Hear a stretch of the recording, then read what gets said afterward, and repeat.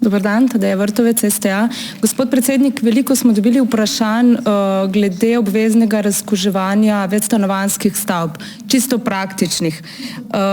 Torej, če ste lahko konkretni, kje dobijo ta razkužila, kdo bo to plačal, zdaj, če je obvezen to upravnik, se utegne zgoditi, da bodo to naložili verjetno stanovalcem. Skratka, lahko pojasnite državljanom, kako naj to poteka.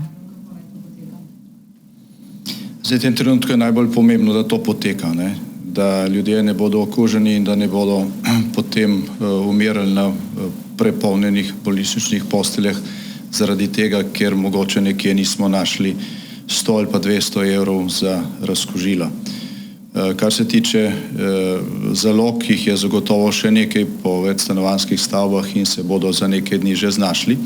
Potem pa bo posredovala in pomagala tudi civilna zaščita iz svojih zalog.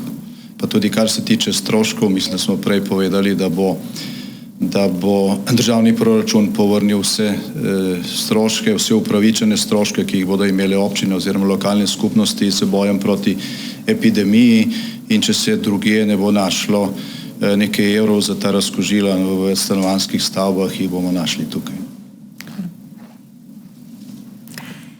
In še vprašanje, ki smo ga prejeli po elektronski pošti. Klemen Košak, novinar Dnevnika, sprašuje: Vljudno prosim za pojasnilo glede 103. in 104. člena predloga zakona. Prosim za pojasnilo, v katerih primerih in na kakšen način bo policija, na primer, lahko vstopala v tuje stanovanje in v druge prostore, postavljala cestne zapore, začasno omejevala gibanje oseb, privedla osebe ter pridobivala podatke o lokaciji komunikacijskih naprav.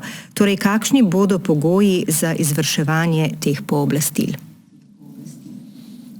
Ja, hvala lepa za vprašanje. Bi pa svetoval, da se člen prebere, ker nikjer ni nobenih pooblastil za kakšno vstopanje v stanovanje. Kar se tiče cestnih zaporov, v določenih primerih policija že ima takšna pooblastila. Zdaj, del pooblastil, ki jih je potrebno povezati s pogoji, ki jih določa zakon o nalezljivih boleznih, se predlaga dodatno v tem mega zakonskem paketu.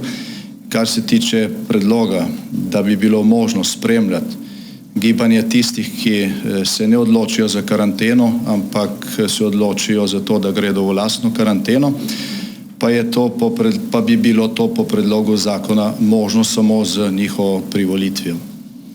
Hvala lepa.